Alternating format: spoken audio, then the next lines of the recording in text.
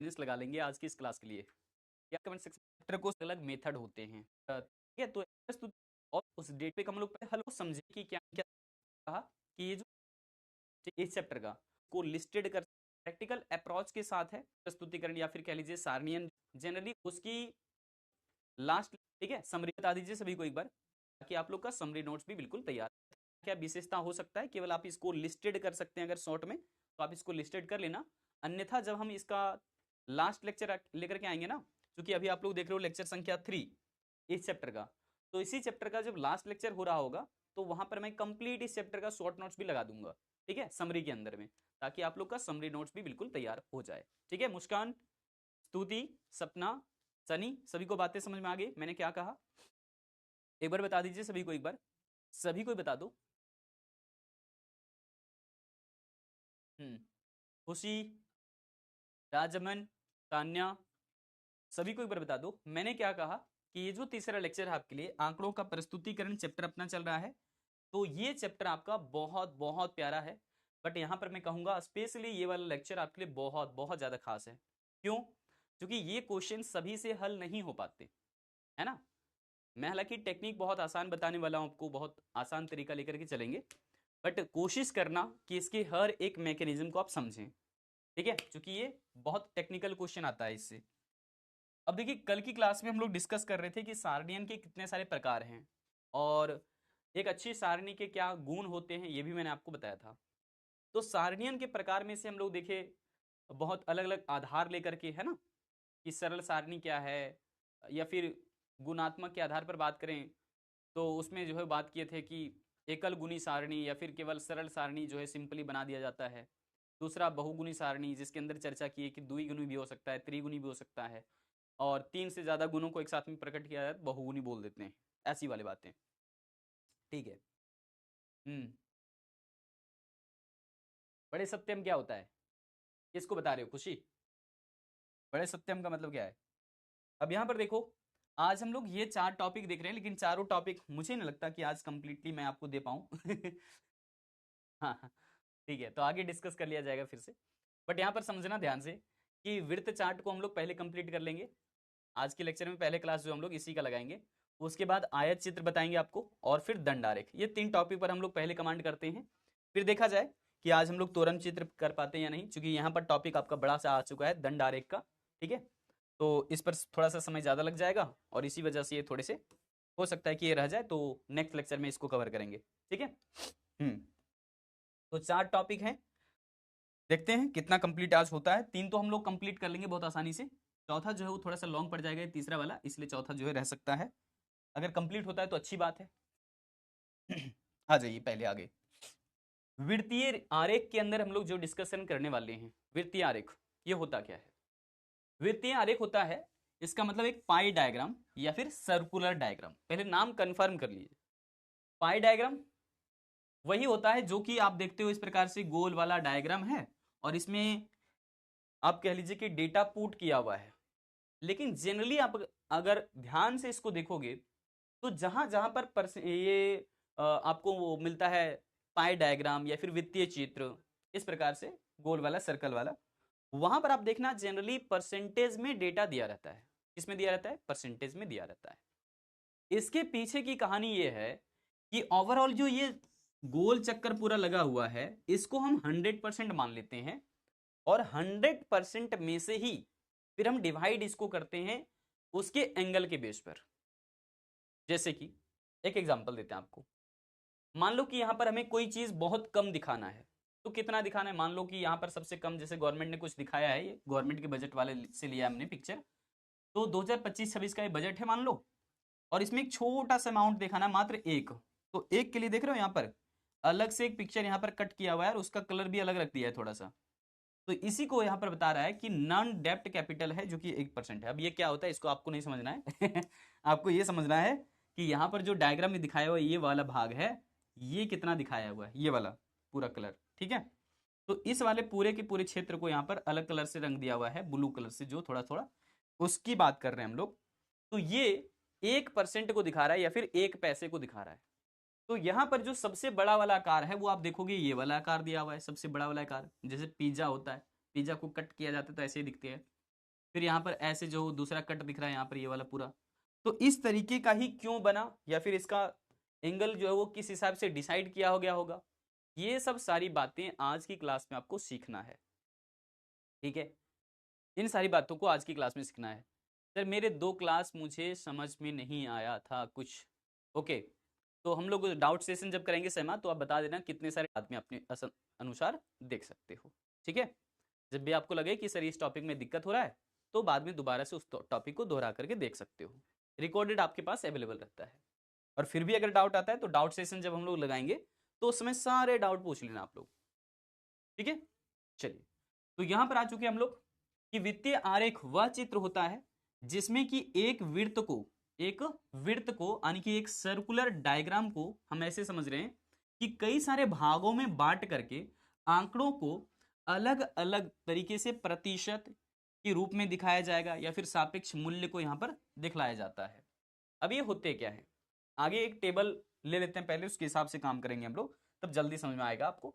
But यहां पर एक पॉइंट जो ज्यादा इंपॉर्टेंट है आपके लिए, कि वित्तीय आरेख जो है वो तभी बनाए जाते हैं जब मूल्यों को प्रतिशत के रूप में आपको दिखाना होता है।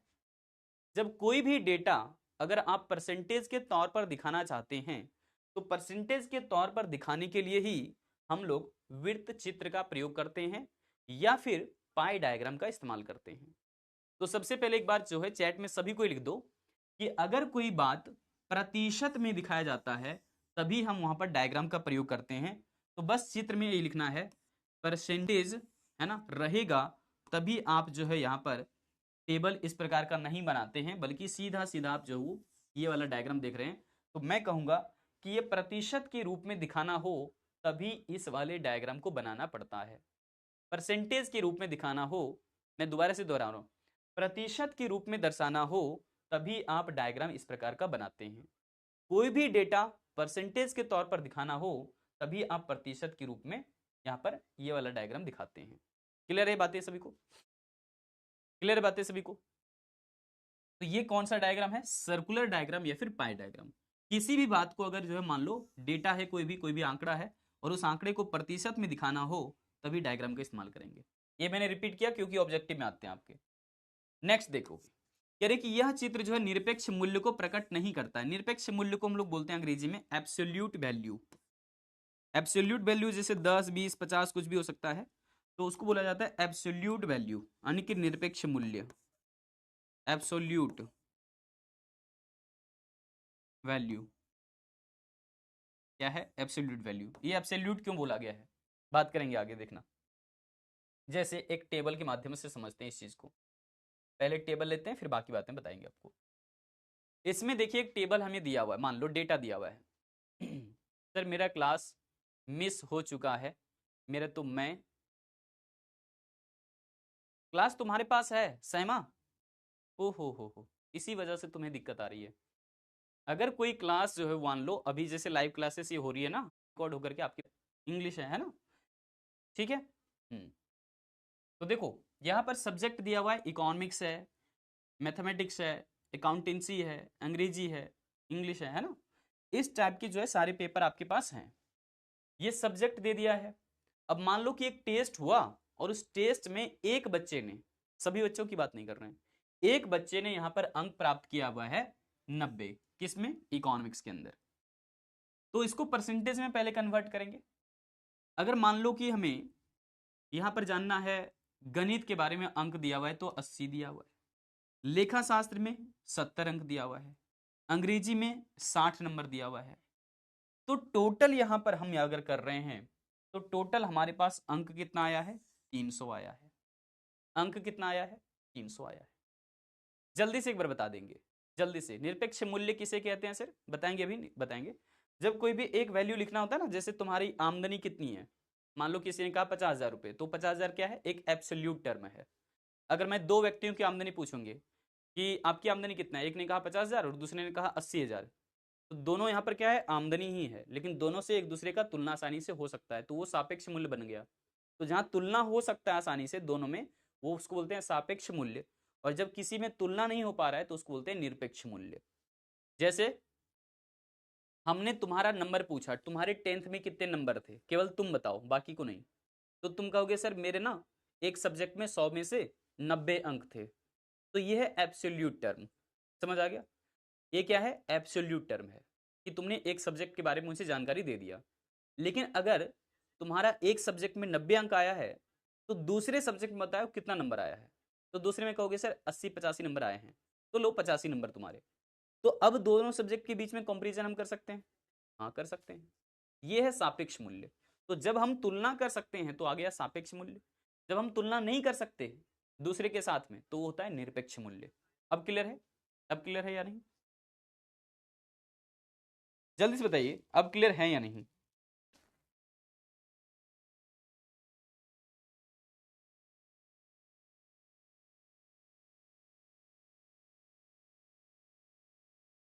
आगे बढ़ते हैं हम लोग।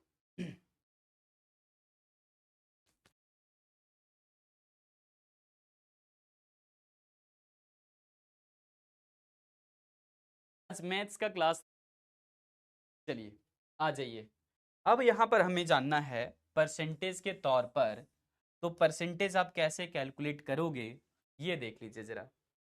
प्रतिशत के रूप में निकालने के लिए आपको क्या करना पड़ेगा? सबसे पहले तो आप इसको डिवाइड कर दीजिए। 300 नंबर हैं और 300 में से जो आपके टोटल केवल और केवल एक सब्जेक्ट में कितने आए हैं? यहाँ पर आया है इकोनॉमिक्स में के अंदर 90 अंक। इकोनॉमिक्स में कितना आया है? 90 अंक आया है। तो 90 को 300 से क्यों डिवाइड कर रहे हैं? पहले रीजन पता करो, पहले रीजन पता करो, ठीक है।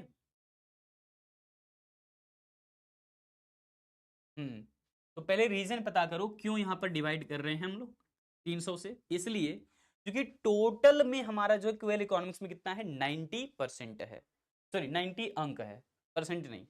90 अंक आया जो आपका है वो कितने में से आया है? टोटल 300 नंबर आपने जोड़ करके हासिल किया हुआ है। तो टोटल 300 अंक में से केवल इकोनॉमिक्स में कितना है? तो केवल इकोनॉमिक्स में है 90 अंक। टोटल जो 300 आया है जोड़ करके आया है ना सभी विषयों में, लेकिन केवल एक अकेले विषय में कितना है? 90 अंक है। तो 90 अंक हमने लिख दिया ऊपर, और टोटल 300 में से 90 अंक आया है केवल इकोनॉमिक्स में, तो यहां पर लिखा गया इस प्रकार से। ये समझ में आ गया होगा। अब चूंकि हमें कौन में कन्वर्ट करना है, कौन में क्या करना है? कन्वर्ट करना है। तो इसको जो है वो पहले प्रतिशत के रूप में तो आप बदल लो, ऐसे प्रतिशत के रूप में रखा जाएगा इसको। तो आप यहां से कैंसिल करोगे तो 3 यहां पर आ रहा है, ठीक है। अब 90 को 3 से भाग करोगे तो कितना आएगा? जल्दी बताना एक बार। 90 को 3 से भाग करोगे कितना आएगा? सर 90 को 3 से भाग करेंगे कितना आएगा?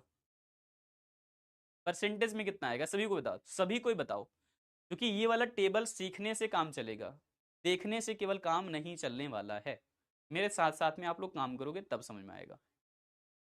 और मैं इसका यूज सिखा रहा हूं क्योंकि ये बहुत बहुत इंपॉर्टेंट है भाई, ठीक है, बहुत इंपॉर्टेंट है। सीख सीख करके चलना पड़ेगा यहाँ पर। तो हम लोग यहाँ पर देख लिए कि 90 को अगर 3 से भाग कर देंगे तो सीधा सीधा हम बात कर रहे हैं, मैं यहाँ पर कहूँगा कि क्या 30% हमारा जो आ जाएगा। जिनको नहीं आता उनके लिए यहाँ पर बता रहे हैं कि यहाँ पर आप कभी भी कैंसिल कैंसिल मत करना, ठीक है। ऐसा जनरली स्टैटिस्टिक्स में नहीं किया जाता है, समझ गए होगे। तो यहाँ पर ऐसे ही ध्यान रखिएगा। अब दूसरे के लिए कैलकुलेट करिए जरा, बहुत आराम आराम से कैलकुलेट करना, आपको कोई हड़बड़ी नहीं करना है इस वाले क्वेश्चन में। बाकी क्वेश्चन तो आप फास्ट कर लेंगे, कोई बात नहीं, बट सीखते के दौरान इस वाले टॉपिक को बहुत धीमी धीमी करने की कोशिश करो। कि 300 में से अब 80 नंबर आया है गणित के अंदर, तो गणित में कितना परसेंट आपने हासिल किया है अंक? 300 में कितना परसेंट? गणित के लिए बताओ, गणित के लिए कितना परसेंट आएगा? गणित के लिए कितना परसेंट आएगा? सभी को एक बार चैट में बता दो, सभी को चैट में बता दो। सर यहां पर ना सबसे पहले ये वाला उड़ा दो, 3 से कट गया, ये 3 नीचे आ रहा है, तो 80 को 3 से भाग देना है, बस यही काम करने आपको। 80 को 3 से भाग दे दीजिए, जो आएगा वही परसेंटेज के तौर पर लिखा जाएगा।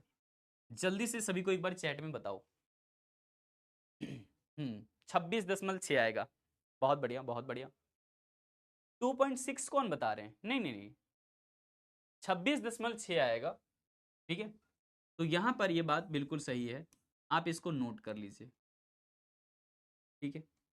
नेक्स्ट देखोगे यहां पर 70 नंबर जो आपने लाया है वो कितने में से? टोटल 300 में से एक सब्जेक्ट के अंदर है 70, और इसको हमने जो है अगर 100 से मल्टीपल कर दिया तो मतलब परसेंटेज में निकल जाएगा।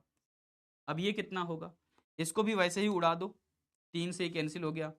अब 70 को अगर 3 से भाग देंगे तो कितना आएगा, 70 को 3 से भाग करेंगे तो कितना आएगा, वो परसेंटेज के तौर पर मेंशन किया जाएगा।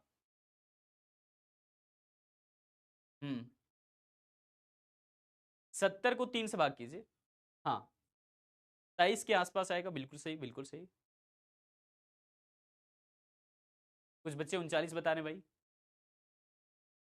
देखो देखो, भाग करने का मतलब है यहाँ पर 70 लिखना है और यहाँ पर 3 लिखना है, 3 दूनी 6 कर दे, है ना। बिल्कुल आसानी से चलना, मैं कह रहा हूँ हड़बड़ी नहीं करना है इस वाले क्वेश्चन के अंदर में।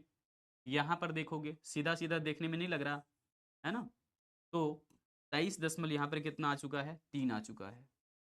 23 दशमलव कितना आ रहा है, 3 आ रहा है, 23.3 आएगा, ठीक है ना, बिल्कुल सही, ठीक है। अब इसमें आइए, अगर किसी में अंग्रेजी है ना, अंग्रेजी में है 60 और यहाँ पर आपने जो हो 300 से इसको भाग कर दिया, 100 से गुना कर दिया, तो यहाँ पर अब बताइए कितना आएगा, ये कैंसिल हो जाएगा 3 से, ठीक है। तो अगर 60 को 3 से भाग देंगे तो कितना आएगा, 20 आएगा, 20 आएगा। सभी का ठीक है, 20% ठीक है इंग्लिश का, सभी ने कर लिया है। इसको साथ साथ में आप कॉपी पर करते जाओगे, जल्दी समझ में आएगा, क्योंकि अभी हम लोग डायग्राम प्लॉट करने वाले हैं। यहाँ ये जो हम लोग डायग्राम पढ़ रहे हैं सर्कुलर डायग्राम, इसको धीरे धीरे करके आगे बढ़ाएंगे, इसको हड़बड़ी में मत करना, नहीं तो एग्जाम में गलती हो जाता है, ठीक है। एक एक स्टेप आपको पहले सीखना है। इसका मतलब ये आपको समझ में आ गया कि हमारे पास ये सभी सब्जेक्ट थे और इन सभी सब्जेक्ट में से हमारे टोटल जो अंक आए हैं मिला करके वो आए हैं 300, पर्टिकुलर एक सब्जेक्ट के अंदर आया है 90, तो इसको बोला जाएगा एब्सोल्यूट वैल्यू। क्या अब समझ में आया, अब समझ में आया, एब्सोल्यूट या फिर निरपेक्ष मूल्य का यही मतलब है कि टोटल सभी विषयों में जोड़ करके लाया आपने 300 नंबर, ये एक एब्सोल्यूट टर्म है। ऐसे ही यहां पर केवल इकोनॉमिक्स की अगर बात करें, सबकी नहीं, केवल इकोनॉमिक्स की बात करें, ये भी क्या है 90 अंक, ये भी क्या है एक एब्सोल्यूट टर्म है, निरपेक्ष मूल्य है, ये भी क्या है निरपेक्ष मूल्य है। अगर कहोगे सर निरपेक्ष मूल्य गणित में कितना है, तो गणित में निरपेक्ष मूल्य है 80, यानी कि सिर्फ एक सब्जेक्ट की बात करेंगे तो निरपेक्ष मूल्य माना जाएगा। सिर्फ एक वैल्यू की बात करेंगे, जोड़ करके बात जरूर किया है, जोड़ करके जरूर बात किया, लेकिन इसको भी एब्सोल्यूट वैल्यू बोल सकते हैं, समझ आ गया। और यहां पर मैथमेटिक्स में आया है 80 नंबर, तो ये भी क्या है एक एब्सोल्यूट वैल्यू है, एक निरपेक्ष मूल्य है। आगे देखो, लेखा शास्त्र में निरपेक्ष मूल्य कितना है, तो निरपेक्ष मूल्य 70 है। यहां पर बताओ अंग्रेजी में निरपेक्ष मूल्य कितना है, 60 है। और टोटल जो वैल्यू आया है वो भी एक निरपेक्ष मूल्य है, वो भी एक एब्सोल्यूट वैल्यू है। ये समझ में आ गया, ये समझ में आ गया सभी को। तो अब निरपेक्ष मूल्य पहचानने में किसी को कोई दिक्कत नहीं है, ठीक है। दूसरी अब बात आती है, सर प्रतिशत के रूप में कन्वर्ट करेंगे तो कैसे कन्वर्ट करेंगे, तो कन्वर्ट करने के लिए सबसे आसान तरीका है, ये सभी जो नंबर आए हैं ये सभी नंबर को सबसे पहले जोड़िए, तो जोड़ दिया है हमने, यहां पर आ गया है 300, तो 300 का ये कितना परसेंट है, ये है मात्र 30%, ठीक है। अच्छा ये कितना परसेंट है, 300 का 80 कितना परसेंट होता है, 26.6% होता है। 300 का 70 कितना परसेंट होता है, तो 23.3% होता है। अगर 300 का 60 बोले तो कितना परसेंट है, 20% है। ये बात समझ में आ गई सभी को, ये बात सभी को समझ में आ गया, किसी को कोई दिक्कत नहीं है, किसी को कोई दिक्कत नहीं है, एक बार जल्दी से चैट में मेंशन करना। देखो इतनी आसानी से आपको धीरे धीरे करके समझा रहे हैं, क्योंकि ये डायग्राम हकीकत में यूज, बहुत ही बढ़िया बहुत ही बढ़िया, कौन में बदलने का, ये आपको हो सकता है ऑब्जेक्टिव क्वेश्चन में भी पूछेगा, इसलिए इसको भी ध्यान से सुनिए मैं क्या कह रहा हूं।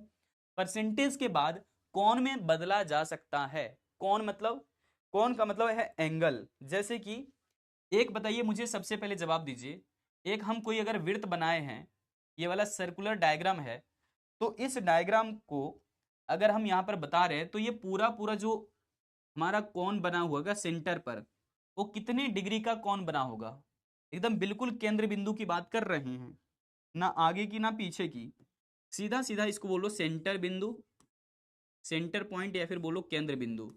तो इस केंद्र बिंदु के ऊपर में बताओ कितने डिग्री का कोण होगा यहां पर, ये बताओ। केंद्र बिंदु पर कितने डिग्री का कोण होता है? सबसे पहले मुस्कान ने बताया है 360 डिग्री सर। बहुत सही, बहुत बढ़िया, बहुत बढ़िया मुस्कान।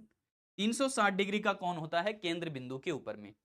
तो ये पहला सवाल आपके लिए ऑब्जेक्टिव क्वेश्चन में आता है कि किसी भी केंद्र बिंदु पर, मतलब किसी भी वृत्त आरेख में केंद्र बिंदु पर कितने डिग्री का कोण बनता है। ये आपके लिए ऑब्जेक्टिव क्वेश्चन है, मैं आपको दिखाता हूं। यही आपको ऑब्जेक्टिव क्वेश्चन में पूछा जाता है, मैं आपको दिखाता हूं। इस टाइप के क्वेश्चंस हैं, यहां पर देख लो आप।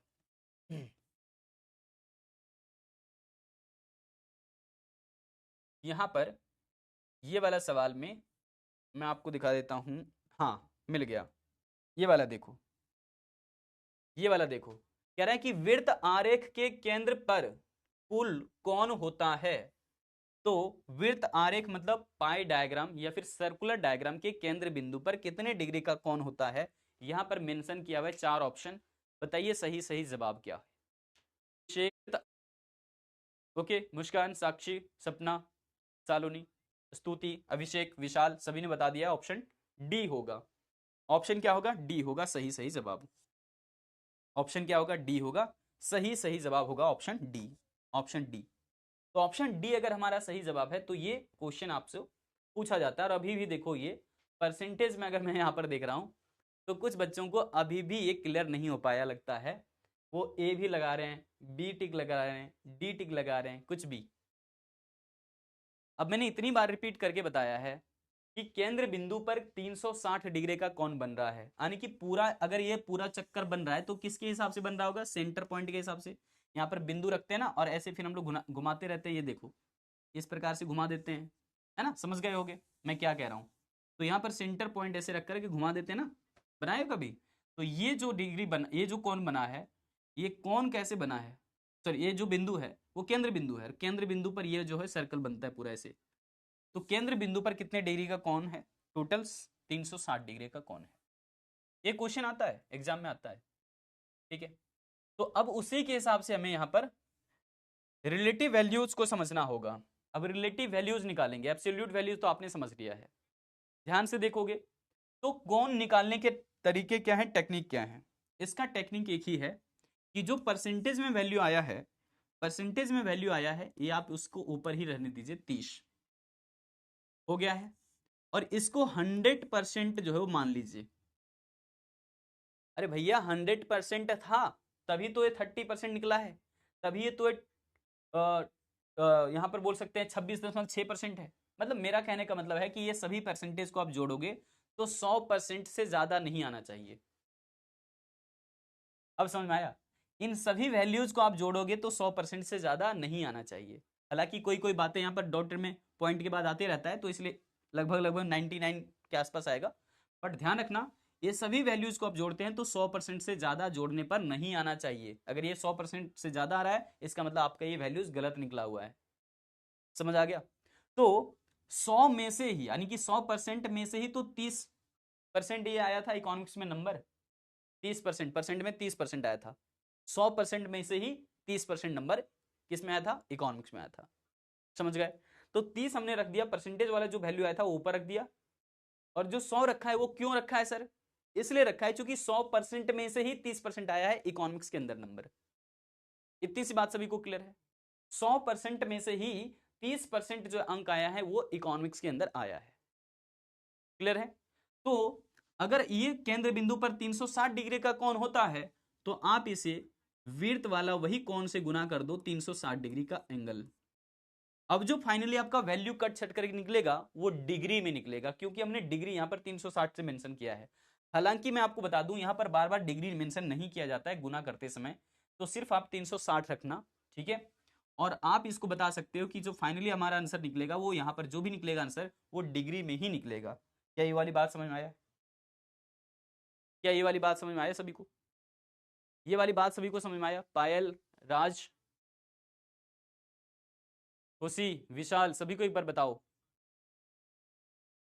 जल्दी एक बार बताओ। ये वाली बात समझ में आ रहा है मैं क्या क्या रिपीट कर रहा हूं अभी? चूंकि आपके एग्जाम में पूछता है भाई, ऑब्जेक्टिव आ जाएगा ना तो आप लोग परेशान हो जाओगे। सब्जेक्टिव आता है तो परेशान होते ही हो सबसे ज्यादा, ठीक है। और ये फेमस है, ये वीर तारिक वाला सवाल फेमस है, तो ध्यान से सुन लो, थोड़ा सा टाइम टेकिंग लगेगा, इसमें समय लगेगा भाई। तो अब इसको जो है वो भाग कीजिए, गुना कीजिए, जो भी करने हैं। तो हम यहाँ से सीधा सीधा बोलते हैं कि अगर मान लो 360 को हम 100 से भाग करते हैं तो 3.6 आता है। 3.6 को यहाँ पर 30 से मल्टीपल कर दो, सीधी सीधी बात निकल जाएगा आपका। क्यों? 360 को अगर 100 से भाग कर रहे हैं तो 3.6 आएगा, और 3.6 को अगर 30 से मल्टीपल कर दोगे, है ना, तो यहाँ पर आपका कौन में ये कन्वर्ट हो जाएगा, कौन में क्या हो जाएगा, कन्वर्ट हो जाएगा। तो बता दीजिए 3.6 को अगर 30 से गुना करेंगे तो कितना आएगा। तो यहाँ पर बताओगे सर 30 है और यहाँ पर आपका 36 है, सीधा पहले गुना कर लो, तो शून्य आ गया पहले स्थान पर, दूसरे स्थान पर सर यहाँ पर 6 या 18 हो रहा है, ठीक है। अगर मैं यहाँ पर बात करूँ, यहाँ पर देख लीजिए 0 आ गया, और यहाँ पर 3 तिया सर 9 आ गया, ठीक है। ये तो आपका 0 है, यहाँ पर आपका 8 हो गया, और यहाँ पर आपका 2 और एक 10 हो रहा है। तो क्या सर इसको हम 1080 बोल देंगे? नहीं, यहाँ पर चूंकि दशमलव था ना एक अंक के बाद, तो इसीलिए एक अंक के बाद दशमलव देते हैं। तो कितने डिग्री का कोण बन गया है? 108 डिग्री का कोण बन गया है। कितने डिग्री का कोण बन गया है? 108 डिग्री का कोण बन गया है। क्लियर है? क्लियर है? सकीब ने जवाब दिया केवल, बाकी बच्चे बताओ, बाकी सभी बच्चे बताओ भाई, ये वाली बात समझ में आ रहा है या नहीं? मैं इतनी धीरे धीरे से क्यों चल रहा हूं? क्योंकि मुझे पता है इस टॉपिक का इंपॉर्टेंस पता है मुझे। जल्दी बताओगे एक बार सभी कोई? ठीक है, मैं बिल्कुल धीरे धीरे चलूंगा, बस आपको हाँ या ना में जवाब देते जाना है ताकि आप तुरंत पूछ सकें, नहीं तो ये प्रोसेस है पूरा, पूरा प्रोसेस दोहराने में मुझे काफी फिर ज्यादा समय लग जाएगा, इसलिए मैं आपसे ठहर ठहर कर एक सवाल पूछते जा रहा हूँ। नेक्स्ट वाला आते हैं, नेक्स्ट वाला आते हैं। अब यहाँ पर है तुम्हारा कितना? 26.6 है। 26.6 को कितने से भाग करना है? 100 से, और गुना कितना करना है? इसमें भी 360 डिग्री से गुना कर देना है, ठीक है। अब इसका निकालिए जरा, तो इसमें भी निकाल सकते हैं हम, क्योंकि इसको मैंने क्या बोला, अगर यहाँ पर 360 है, 360 को अगर 100 से भाग करते हैं तो 3.6 आता है, इसको भाग किया तो 3.6 आया, और 3.6 को फिर आप 26.6 से गुना कर दीजिए। मैं इसको तुरंत तुरंत कर देता हूँ मोबाइल के माध्यम से या फिर कैलकुलेटर के माध्यम से, ठीक है। बात समझ गए होगे? तो प्रोसेस आपको समझना जरूरी है।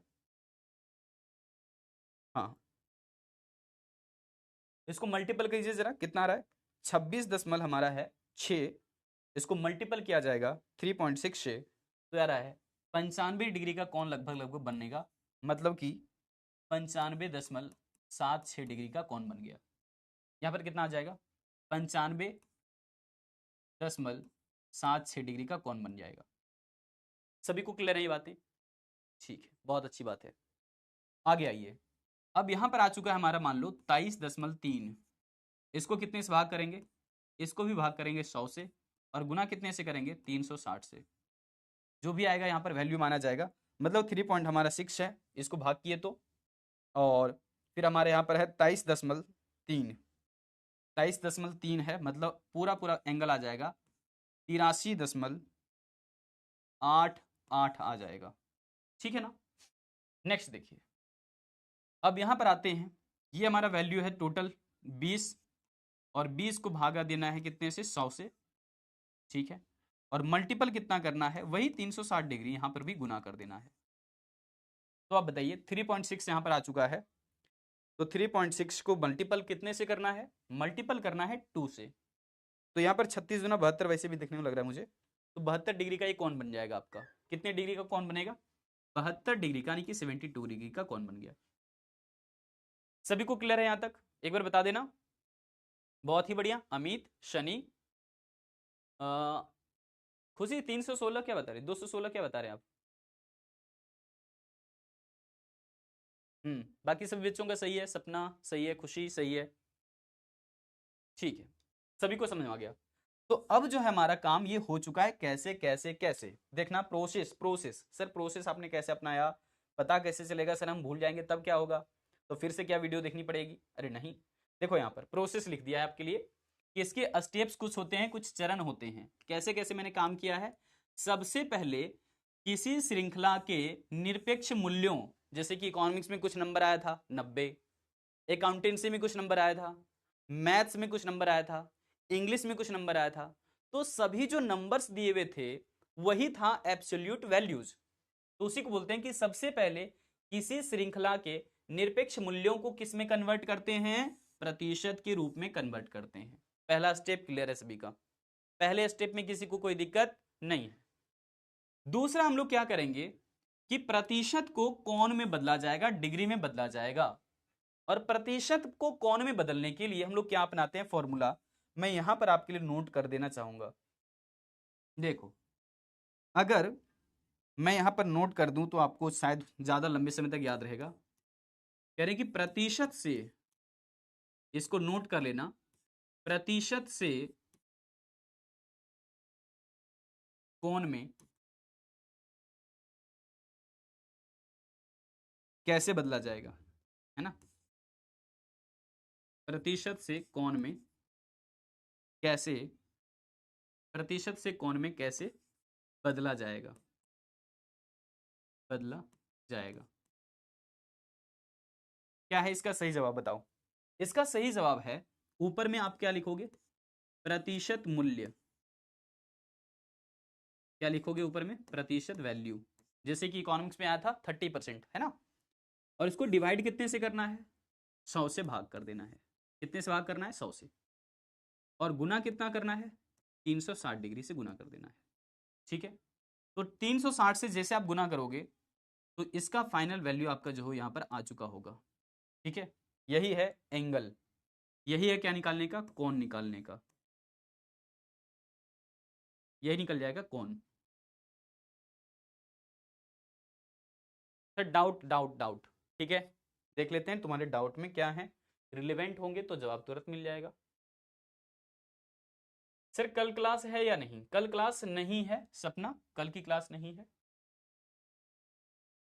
काट के बताओ सर। नहीं, काटा नहीं जाता। काटने में मोबाइल से मत, मतलब काटने में मोबाइल से मत काट कर। मैं ऐसे समझ नहीं पा रहा आप क्या कह रहे हो।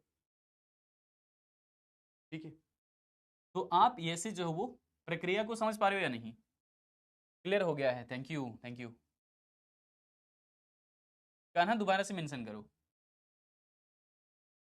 एक बार, दोबारा बता दो सर। मैंने कहा प्रोसेस, प्रोसेस है ये। सर समझ में नहीं आ रहा है क्या पढ़ा रहे हैं? बीएससी मेरी न्यू ज्वाइनिंग है। क्या बात कर रहे हो भाई? रिपीट कर लेना लेक्चर्स को। कल छुट्टी रहेगी, ठीक है।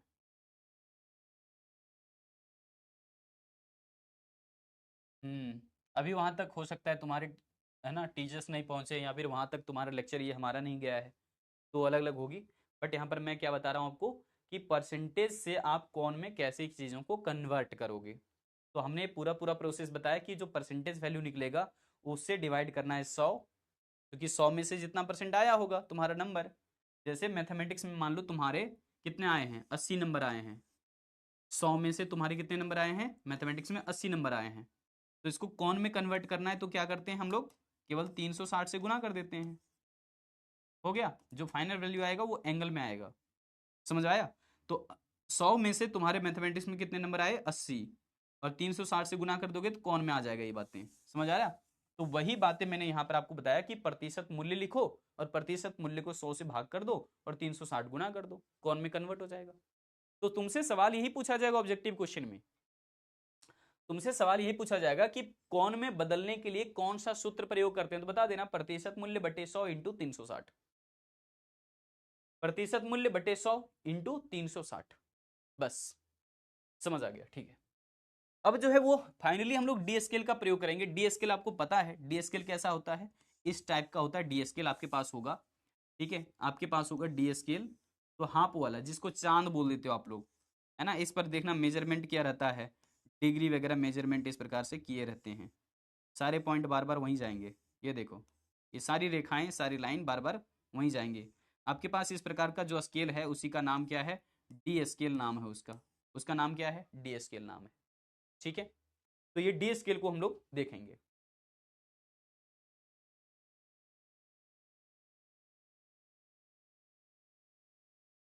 भैया मेरे, आप भाग गुना करना तो जानते होगे अच्छे तरीके से, तो इसीलिए मोबाइल से जल्दी किया जाता है ताकि आप यहाँ पर कंसेप्ट को जल्दी क्लियर करो। अब गुना भाग तो सबको आता है, उसमें प्रोसेस में थोड़ा सा ज़्यादा टाइम लग जाएगा आपको एग्जाम के अंदर, तो उसका प्रयास आपको बार बार करने पड़ेंगे। उसका प्रयास मैं यहाँ पर क्यों करूँगा, मैं आपको तरीके बताऊंगा ना। हाँ, समझ गए होगे। अगर तुम चाहते हो कि मैं यहाँ पर मोबाइल का इस्तेमाल ना करूँ और मैं पूरा पूरा जो कैलकुलेशन आपके सामने करूँ, गुना भाग जोड़ो, तो पूरा एक टाइम टेकिंग लगेगा गुना के प्रोसेस में। ठीक है, अब समझ गए होगे। मैंने यहाँ पर कुछ किया है ऐसा, प्रोसेस आपको समझना है, आपको प्रोसेस समझना जरूरी है।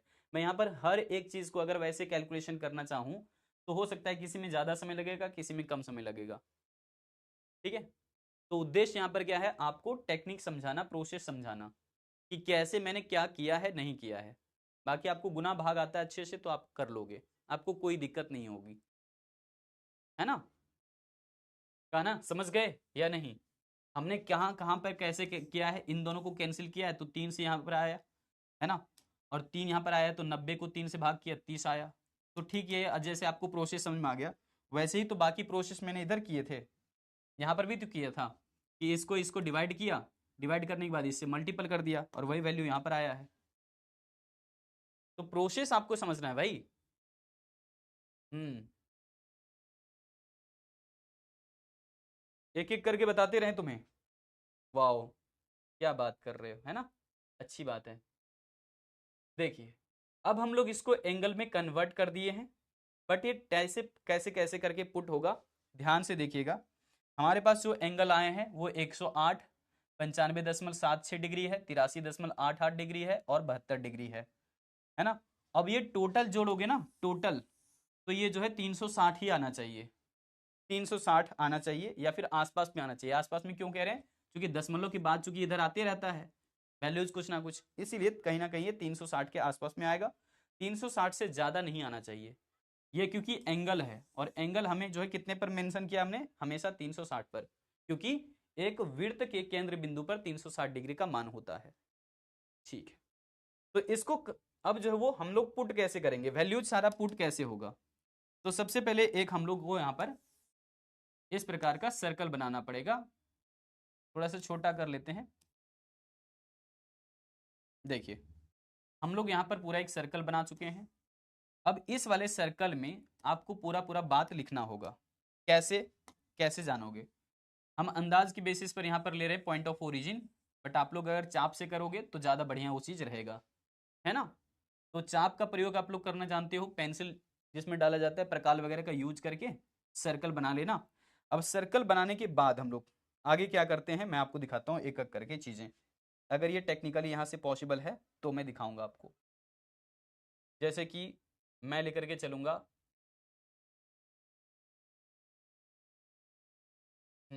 ऑब्जेक्ट ले लेते हैं कुछ।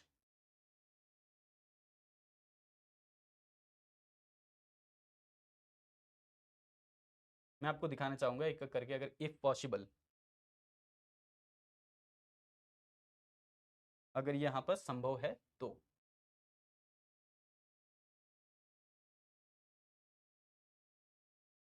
तो यहाँ पर हमारे पास ये वाला जो प्रकाल रहता है, कहते हैं ना चाप, ये देखो चाप आ गया, है ना, इस तरह के आपके पास, मैंने दिखा भी दिया आपको, लो। तो यहाँ पर हमारे पास ये वाला जो प्रकाल रहता है, इसकी मदद से आप क्या करोगे, पूरा पूरा इस पर काम कर लोगे। एंगल इसका जो है आपको रोटेट करना आता ही होगा, तो इसको रख करके कहीं जगह पर बस इसको सिर्फ रोटेट कर देना है। ठीक है, तो यहाँ से आपका वो काम हो जाता है ना, समझ गए।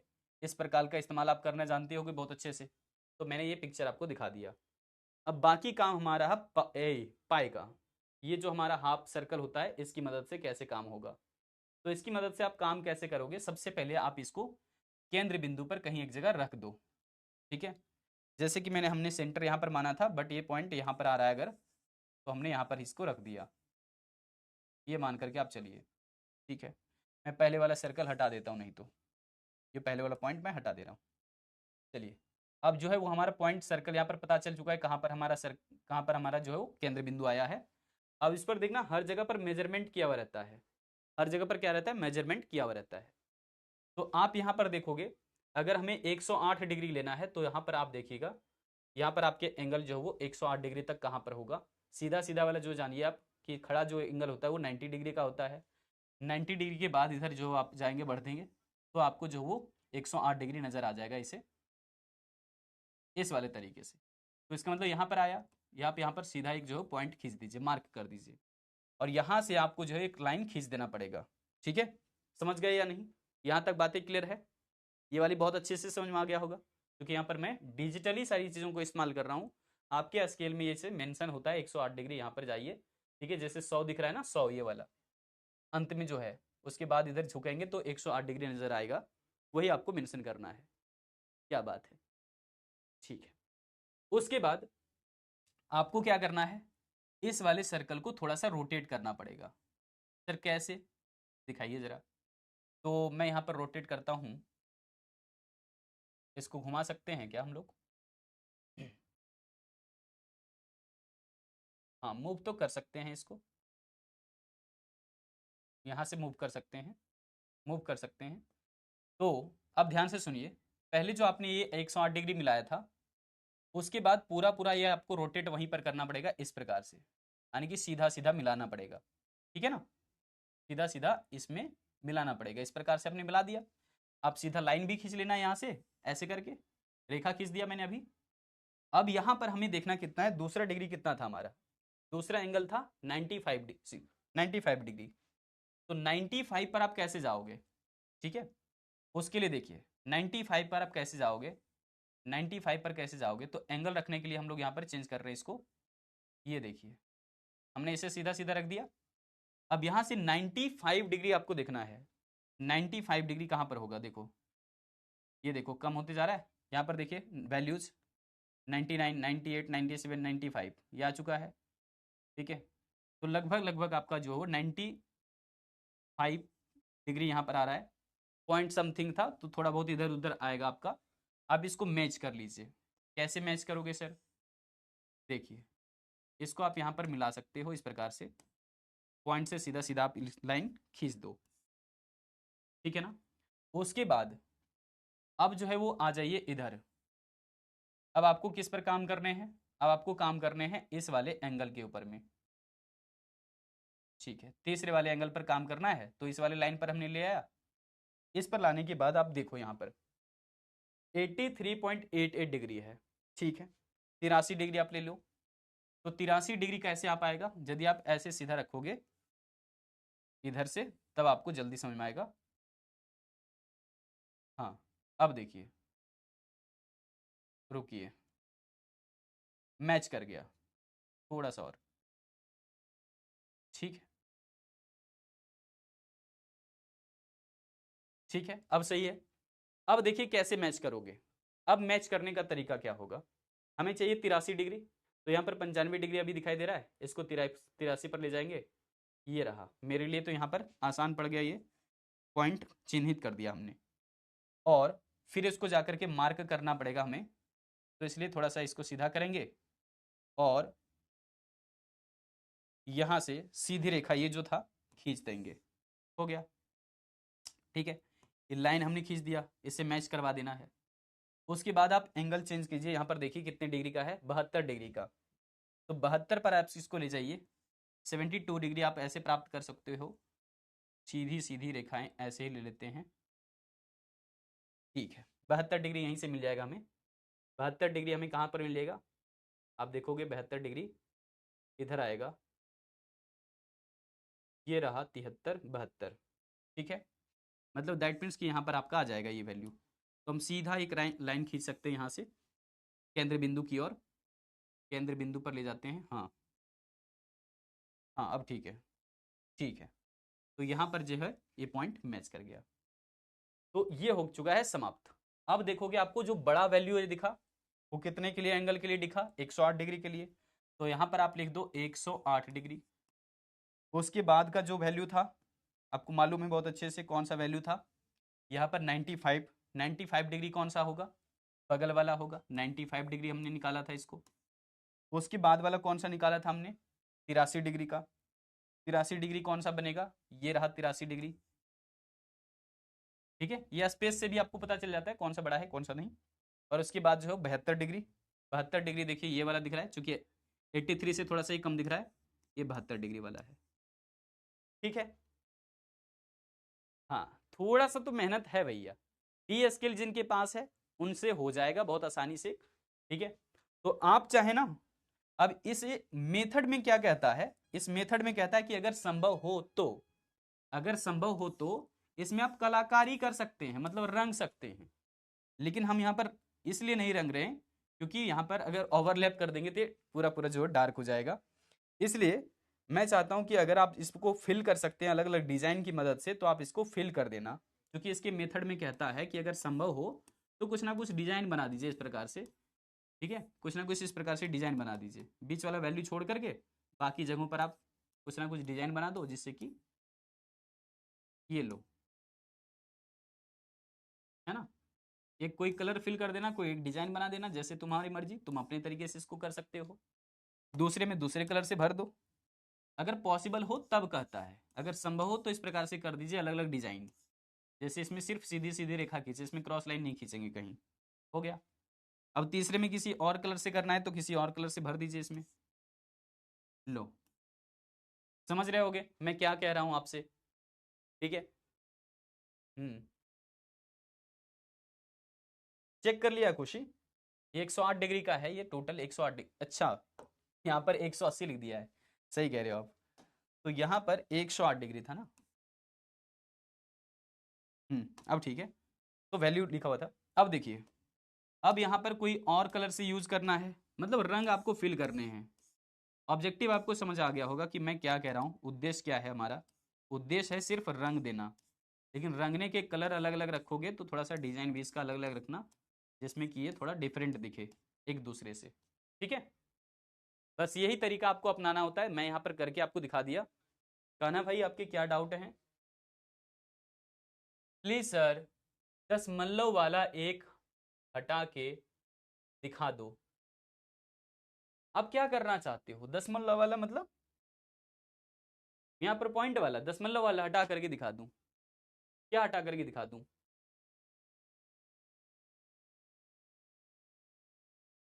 हम्म, पूछो पूछो पूछो, दशमलव वाला हटा के क्या कह रहे हो?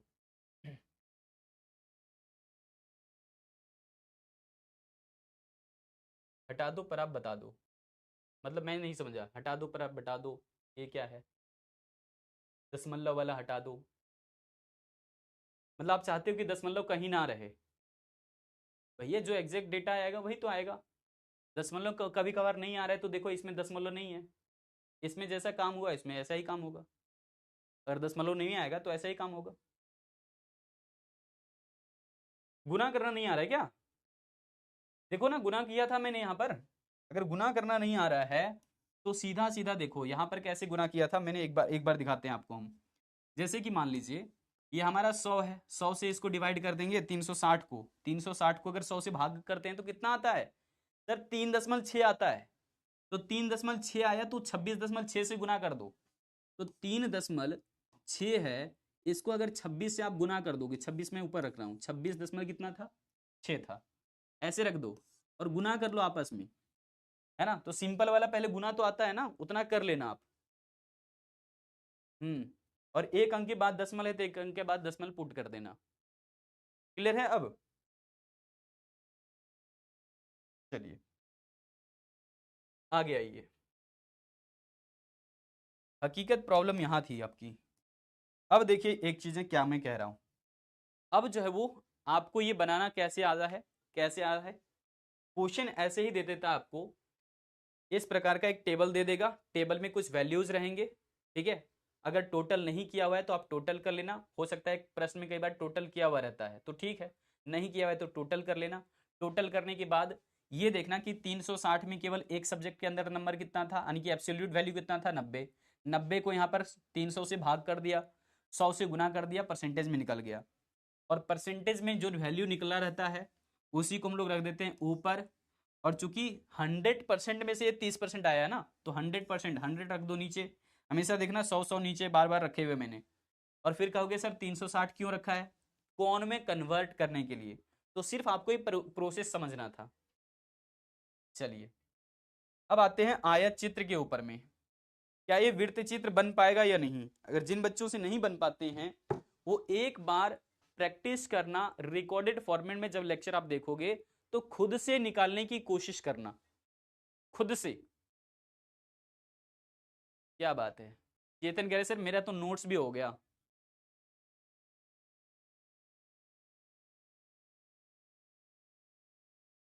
अलग सर ना बोले। चलिए आइए, तो अब हम लोग आयत चित्र के ऊपर में क्या देखेंगे। आयत चित्र मतलब हिस्टोग्राम, इसका नाम क्या है, हिस्टोग्राम। तो आयत चित्र ऐसा चित्र है जिसमें कि सतत श्रृंखला की कॉन्टिन्यूअस सीरीज से हम लोग क्या बनाएंगे, संबंधित मदों तथा उनकी आवृत्तियों के आधार पर आयत चित्र के रूप में ग्राफ पेपर पर दिखाते हैं। हालांकि इसको ग्राफ पेपर यहाँ पर यूज नहीं करना, हमें आपको एग्जाम में ग्राफ पेपर दिया नहीं जाता है तो आप मांग लेना कि सर हमको ग्राफ पेपर चाहिए डायग्राम दिखाने के लिए, तो अगर उनके पास उपलब्ध होगा मिल जाएगा, नहीं उपलब्ध है तो आप अपने से जो किसी भी पेज पर काम कर लेना, कोई दिक्कत नहीं आएगी। तो इसको एक ऑब्जेक्टिव क्वेश्चन के रूप में ऐसे पूछा जाता है कि आयत चित्र किस प्रकार का डायग्राम है, तो इसको बोलते हैं टू डायमेंशनल, यानी कि द्विबिंबीय चित्र बोलते हैं। दो बिंबीय चित्र का मतलब है कि यहां पर सीधा सीधा बोलो अंग्रेजी में 2D डायग्राम। 2D डायग्राम, ठीक है, 2D डायग्राम, ठीक है। तो 2D डायग्राम पूछा जाता है कि आयत चित्र कैसा चित्र है, तो आयत चित्र को बोलते हैं हिस्टोग्राम। और हिस्टोग्राम कैसा होता है, दो विमाओं वाला चित्र होता है, मतलब सीधी सीधी जो हो इसको 2 डायमेंशनल डायग्राम बोल दो। अब ये बनेगा कैसे, आगे दिखाते हैं। कह रहे कि आयत चित्र बनाते समय चरों के मूल्यों को एक्स अक्ष पर रखा जाता है और जो फ्रीक्वेंसीज रहता है, जो आवृत्ति रहता है, उसको हम वाई अक्ष पर रखते हैं। ठीक है, पहला काम क्लियर। अब कह रहे हैं कि आयतों की ऊंचाई वर्गांतरों की आवृत्तियों के अनुपात में ही बनाए जाते हैं। अभी दिखाएंगे आपको कैसे, फ्रीक्वेंसी के अनुसार चलेंगे। आयतों की चौड़ाई दिए गए वर्गांतरों की चौड़ाई के अनुसार होती है।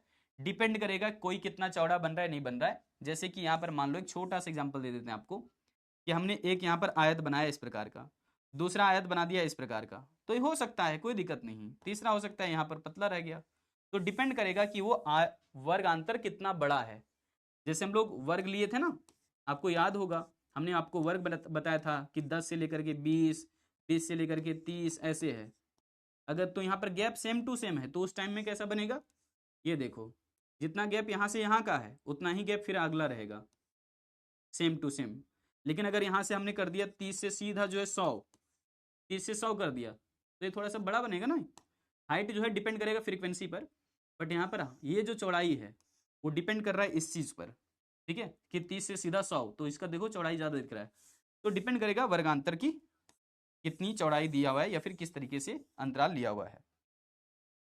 कह रहे कि प्रत्येक वर्गांतर की सीमाओं के माप बिंदुओं की आवृत्ति की ऊंचाई के बराबर लंबी रेखाएं खींच करके जो है सारी बातें बताई जाती है। जैसे कि यहां पर देखो अब सीधा आते हैं, ये तो प्रोसेस पूरा पूरा लिखा हुआ है, आप भूल जाते हैं इसलिए लिख दिया है, नहीं तो इसको लिखना भी जरूरी नहीं होता। आपको एग्जाम में पूछता है लॉन्ग क्वेश्चन तब लिखना होता है। अब आइए यहां पर सीधा सीधा जो आपसे सवाल अगर जनरली जो किया जाता है एग्जाम के अंदर वो ऐसे ही किया जाता है, एक क्वेश्चन दे दिया जाता है, इस प्रकार का टेबल दे दिया गया। ध्यान से सुनो, इस क्वेश्चन को आप बना पाओगे बहुत अच्छे से, ये आसान है, ये वाला जल्दी बन जाएगा सबसे। तो ये वाला आसान है, ध्यान से सुनना। ये जो अंक दिया हुआ है ये वर्ग में दिया हुआ है, जैसे कि 0 से 10, 10 से 20, 20 से 30, 30 से 40, 40 से 50, 50 से 60, ये क्या दिया हुआ है, वर्ग में दिया हुआ है। और उसके सामने आवृत्ति दे रखा है 5, 10, 15, 20, 25, कुछ भी दिया हुआ है यहाँ पर डेल्टा, तो ये फ्रीक्वेंसीज दिया रहता है। ठीक है, ये क्या रहता है, फ्रीक्वेंसी या फिर आवृत्ति। अब इस वर्ग की आवृत्ति इतनी है तो इसकी हाइट यहां तक 5 तक ही जाएगा। दिखाते हैं कैसे, यहां पर आइए, यहां पर आइए। हमने मान लो यहां पर एक्स एक्सिस बना लिया, ठीक है, और एक वाई एक्सिस बना लिया, क्योंकि कान्हा भाई को कहना है कि सर आप यहां पर खुद ही ड्रॉ कर देना। ठीक है, देखिए पहले का पिक्चर दिखाते हैं, उनको नहीं समझ में आता है तो कोई बात नहीं। यहां पर देखो वाई अक्ष ले लेते हैं, एक्स अक्ष ले लेते हैं, ठीक है। अब हमें आवृत्तियां किधर रखना है, वाई अक्ष पर रखना है। आवृत्ति की जगह पर कुछ लिखा हुआ था क्या, विद्यार्थियों की संख्या लिखा हुआ था, तो विद्यार्थियों की संख्या ही लिख देना।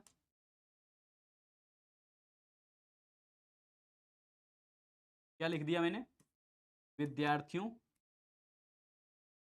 की संख्या। ठीक है, इतनी सी बात क्लियर है सभी को? ये तो अच्छा है। बस बस हो गया, समाप्त ही हो रहा है, धीरे धीरे क्लासेस आगे बढ़ रही हैं। कितने टाइम हुए अभी भाई तुम्हारे, जो इतनी जल्दी परेशान हो रहे हो? अभी तो 15 मिनट बाकी है समय। उतने में तो हो जाएगा वो अच्छे से। देखो, तो सबसे पहले हमने किया वाई अक्ष पर वैल्यू, एक्स अक्ष पर क्या लिखना है, अंक लिखना है। एक्स अक्ष पर वर्गांतर भी लिख सकते हो, अंक भी लिख सकते हो, कोई दिक्कत नहीं होगी। तो यहाँ पर दिया हुआ था 0 से 10, 10 से 20, सब में अंतर थे, सेम था। ठीक है, तो यहाँ पर 0 से 10, 10 से 20, 20 से आगे कितना था, 30। ठीक है, 30 के बाद कितना है, 40, 40 के बाद है 50, 50 के बाद है 60, और 60 के बाद आगे है 70, कहीं ना कहीं कितना है, 70 है। अब मिलाइए, जो 0 से 10 था उसकी वैल्यू कितनी थी, 0 से 10 वाले का हाइट था 5, तो 0 से 10 ये है। लेकिन इधर सेट करना पड़ेगा वैल्यू, किसके हिसाब से सेट करोगे, यहां पर देख लेना, सबसे बड़ा वैल्यू को पहले, 20 तक है सबसे बड़ा वैल्यू, तो आप 5 5 के अंतराल से रख दो। जैसे कि यहां पर हमने रख दिया 5, आगे रख देंगे कितना, 10, अगला रख देंगे कितना, 15, अगला रख देंगे कितना, 20। छोटा सा बन जाएगा ना। और बड़ा करें क्या इसको,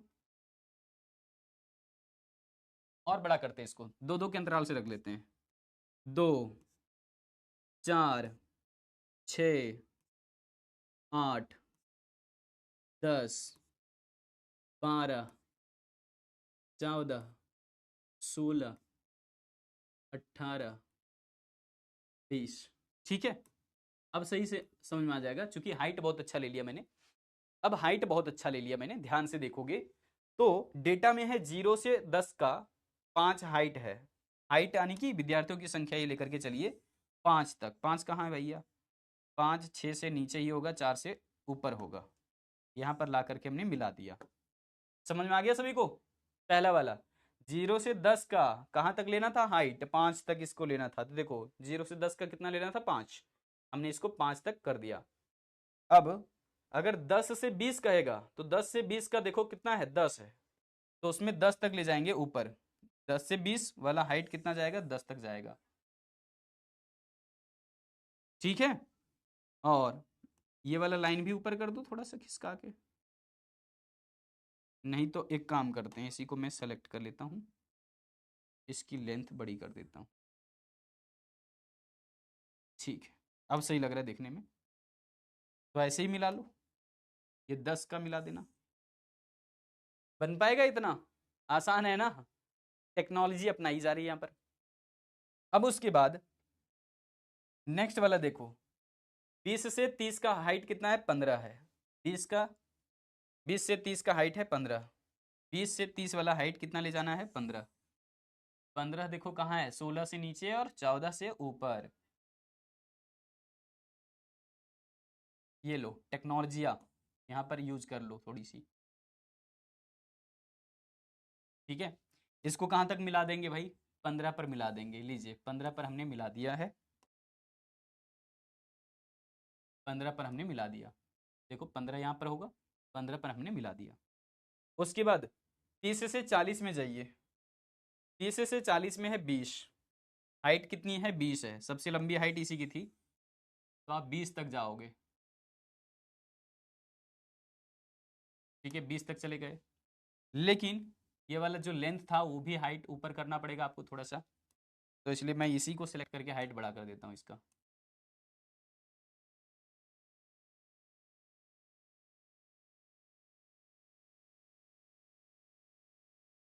अब ठीक है, देखने में सही लग रहा है। तो अब इसको मिला दीजिए, 20 था ये, और इसके सामने से ही आप जानते हो ये वाला मिला दो। ठीक है, कोई दिक्कत तो नहीं है किसी को? गुड, बन रहा है या नहीं? साथ साथ में अभ्यास कर लो। अगर हम देख रहे हैं 40 से 50 में 12 है, तो 40 से 50 में 12 तक हाइट ले जाओ इसकी। कहाँ तक ले जाओगे, 12। ये लो 12 पर हमने मिला दिया भैया, 12 ये है, 12 ये रहा। ठीक है, 12 पे मिला दिया। अब नेक्स्ट लास्ट देखो, 50 से 60 वाले का कितना है, 8। 50 से 60 वाले का हाइट कितना है, 8 तक है। 8 देखो स्पष्ट रूप से यहाँ पर दिख रहा है मुझे, ये वाला रहा 8, ये। तो यहाँ से लाइन नहीं खींचना आपको, आपको खींचना पड़ेगा इसके सामने से, ये रहा। अब बताइए क्या और कैसा। खुशी कह रही सर आई नो दिस, किन किन को ये पहले से पता था और किन को अच्छे से क्लियर हो गया, सभी को बताइए। पायल कह रही सर नो प्रॉब्लम, आसानी से बन जाएगा ऐसे ऐसे क्वेश्चन।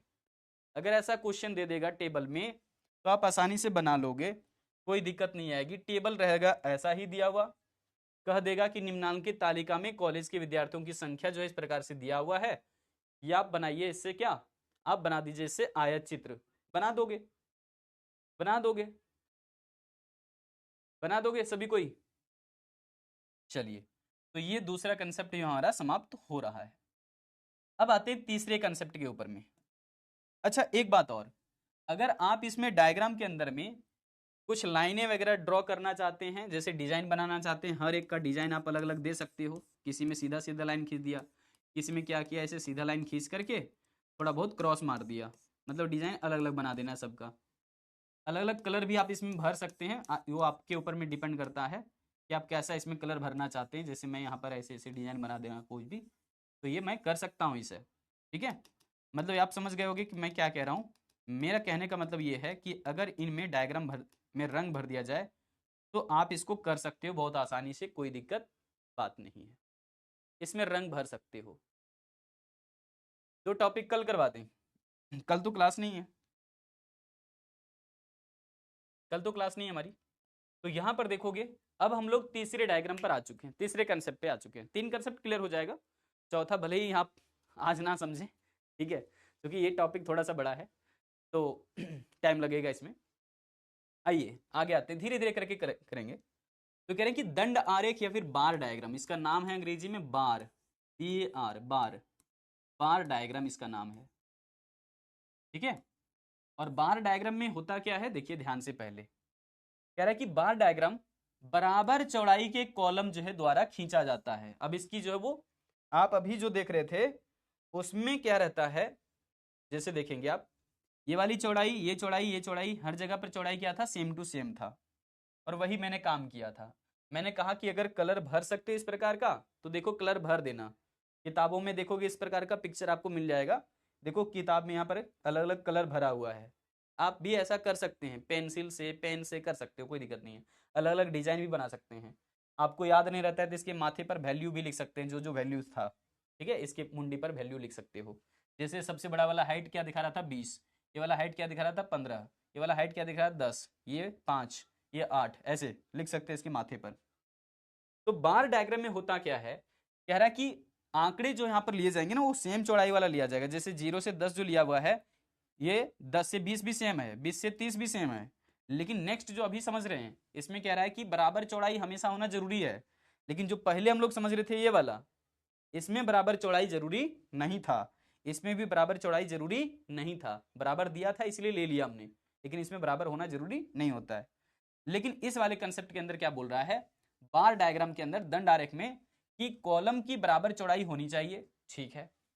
इसे स्तंभ आरेख भी कहा जाता है, चूंकि स्तंभ आरेख मतलब ये देखो, इसको कॉलम बोला जाता है ना, सीधी सीधी रेखा को, तो कॉलम से मिल मिल करके डायग्राम बनता है, इसलिए स्तंभ आरेख इसका नाम दिया जा सकता है, कोई दिक्कत वाली बात नहीं है।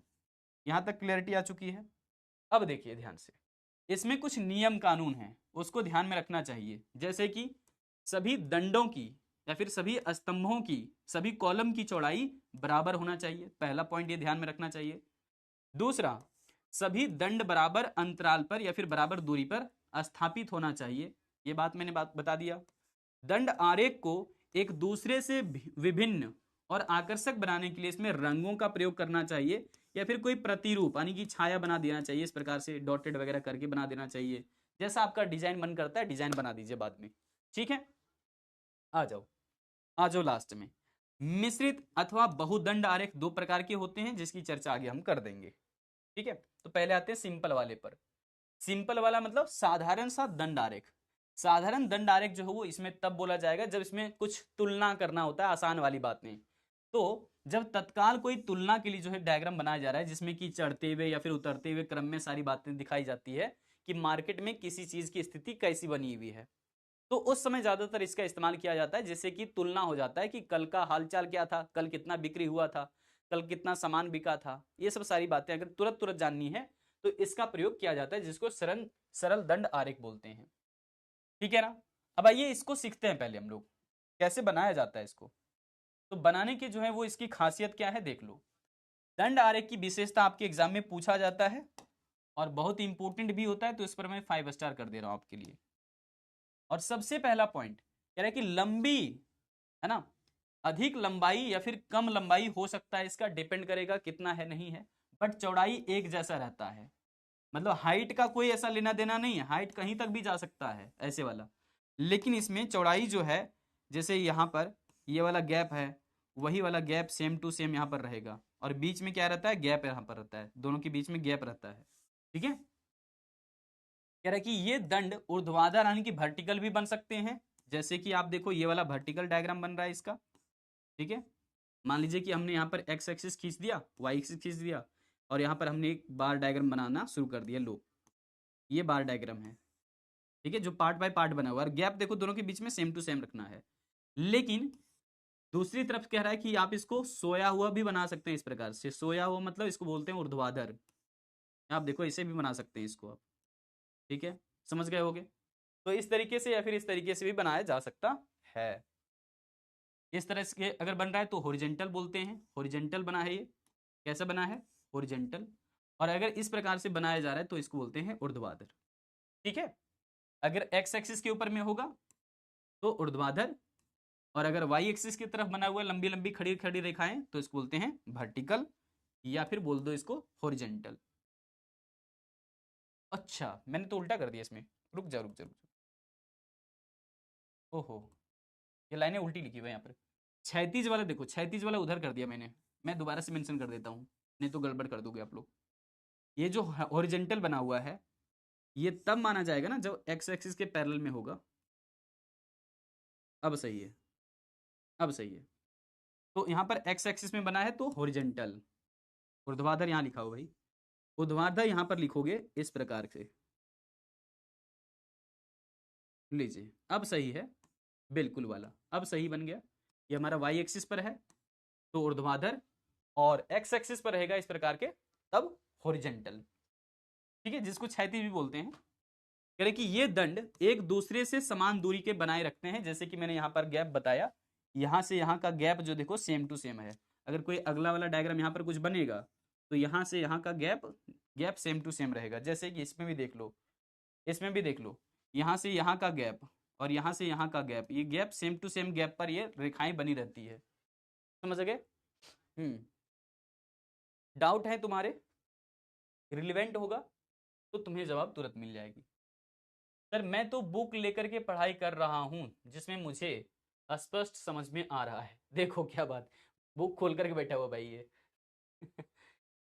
और ये भी तुमने बात डाउट में ही लिख दिया, क्या है ना। हम्म। लेकिन ये काम क्या करता है और किस काम में यूज होता है, तो जिस भी तरीके से आप रिलेवेंट चीजें दिखाना चाहते हो वहां पाई डायग्राम, और केवल तुलना आसानी से करना चाहते हो तो साधारण डायग्राम, ये वाला जो बार डायग्राम हम लोग समझ रहे हैं अभी। इसकी छह विशेषता है, देखो चौथी विशेषता पहले, सभी दंड एक दूसरे के आधार रेखा पर खींचे जाते हैं, मतलब एक्स एक्सिस पर रहते हैं, वाई एक्सिस पर भी हालांकि रख सकते हो, उसको भी आधार ही बोलेंगे, कोई दिक्कत नहीं है।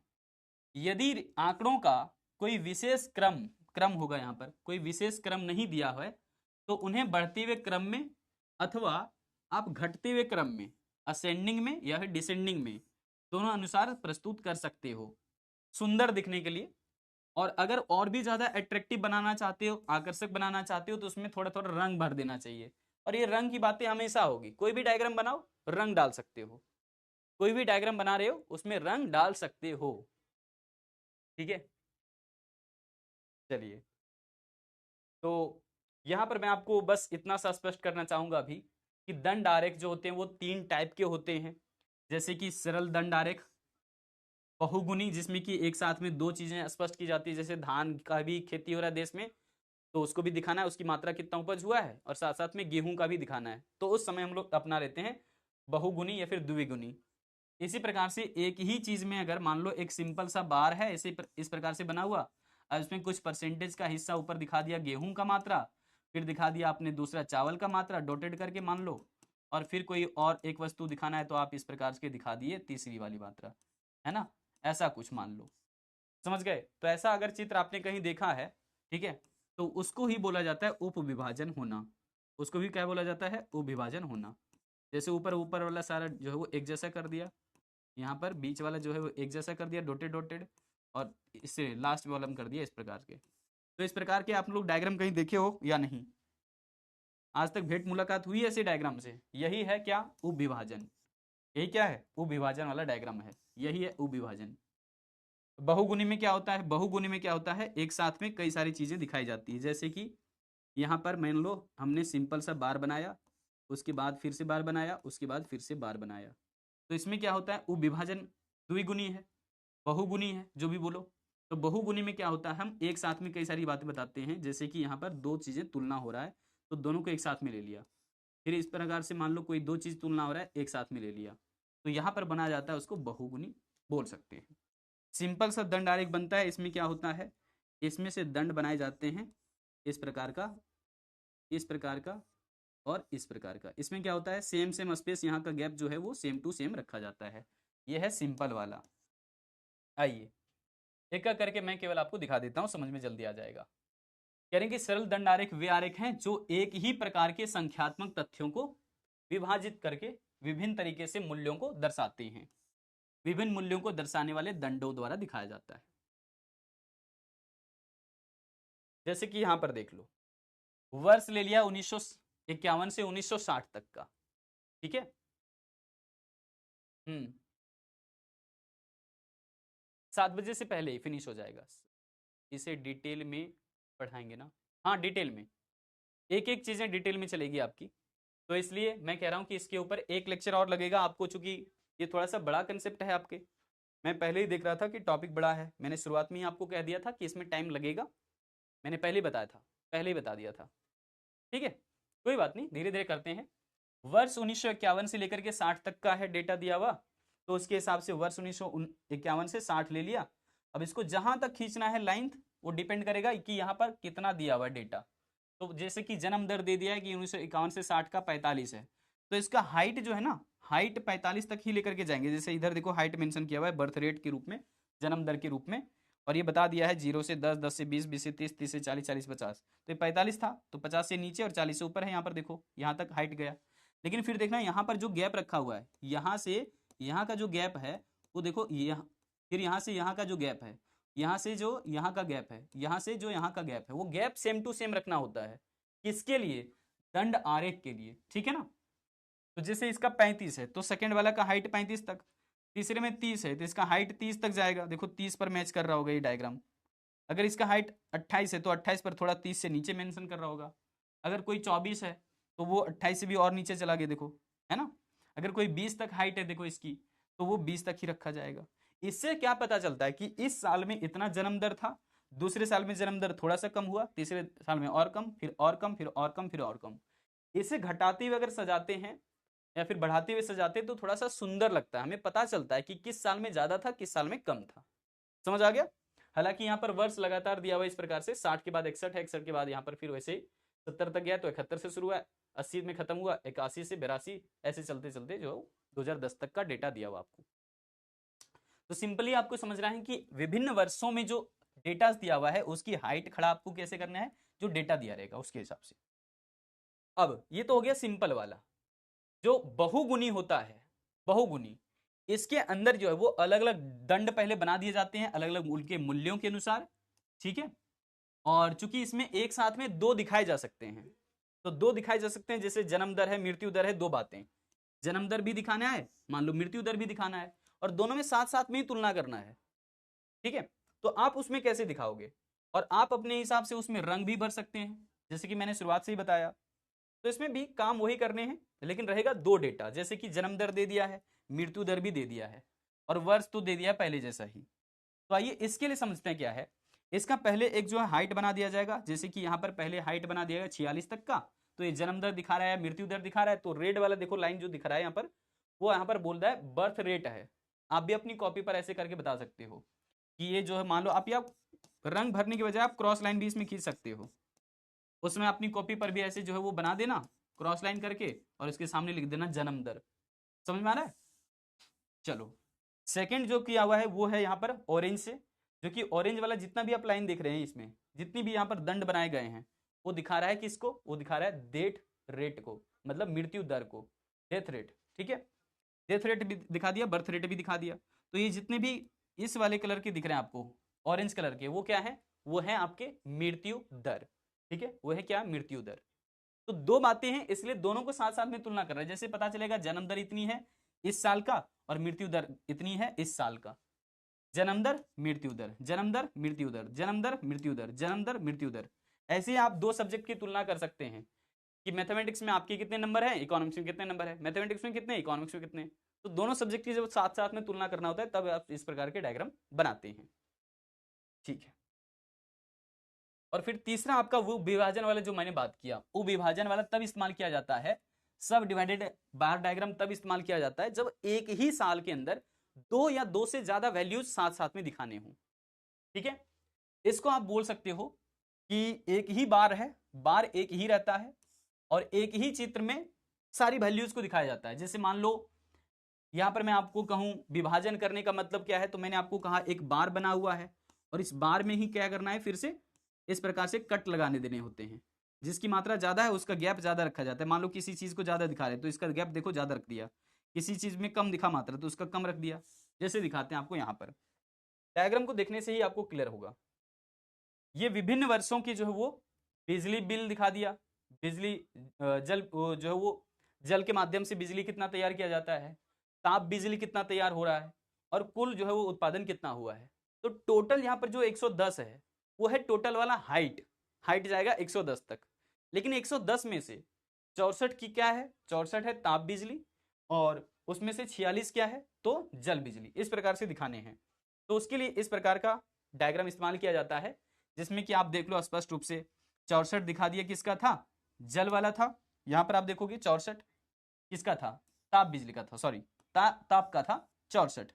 तो ताप वाला जो है दिखाया जा रहा है यहाँ पर इस प्रकार का, यानी कि जो रेड वाला सारा है वो है थर्मल इलेक्ट्रिसिटी, मतलब कि ताप वाला, ताप जो बिजली था वो ऊपर ऊपर का वैल्यू दिखा रहा है रेड रेड कलर से, और जो नीचे बना हुआ है वो है ऑरेंज कलर का।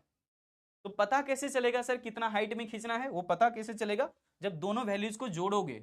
इस प्रकार से जोड़ा हुआ तो ठीक है एग्जाम में, नहीं जोड़ा हुआ तो दोनों वैल्यूज को जोड़ लेना, फाइनली जो टोटल निकलेगा टोटल वाला बार बनेगा, और उस बार को खंडन कैसे करना, इन वैल्यूज के आधार पर कर देना है। क्लियर ना?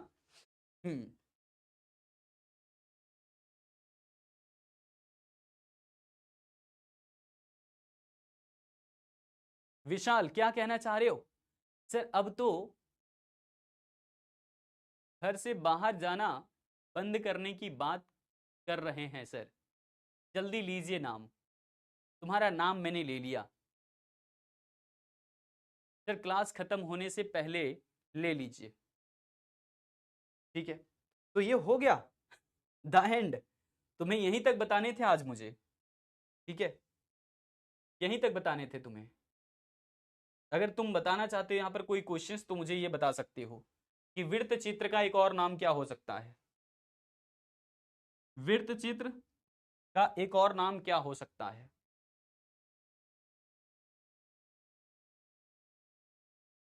समाप्त हो गया अभिषेक। देखो घबराने से काम नहीं चलता है, किसी किसी क्लासेस में 2-3 minute, 4 minute, 5 minute, 10 minute extra जल जा सकते हैं, क्योंकि उसको अगर हम दूसरे लेक्चर में शामिल करने की कोशिश करेंगे तो फिर से उतना मेहनत करना पड़ेगा आपको भी मुझे भी, है ना। तो दंड वाली पर अगर बात कर रहे हैं तो उसको तुरंत एक ही साथ में समाप्त करने जरूरी होते हैं। अगर मान लो कि एक जैसे हमें आगे काम करना है तो एक मैं टॉपिक अगले क्लास में ले सकता हूँ, चूंकि टॉपिक ही अलग है ना, बीच में तो नहीं तोड़ सकते किसी क्लास को ना। तो वृत्त आरेख को अन्य किस नाम से जाना जाता है, वृत्त आरेख को और किस नाम से जाना जाता है। देखो आपको जितने भी छोटे छोटे डाउट्स आते हैं ना किसी चीज के ऊपर में, उसका डाउट का जो 2-4 पेज आप एक्स्ट्रा रखा करो, उसमें आप केवल अपना डाउट लिखा करो, टॉपिक क्या था और क्या डाउट था, ठीक है।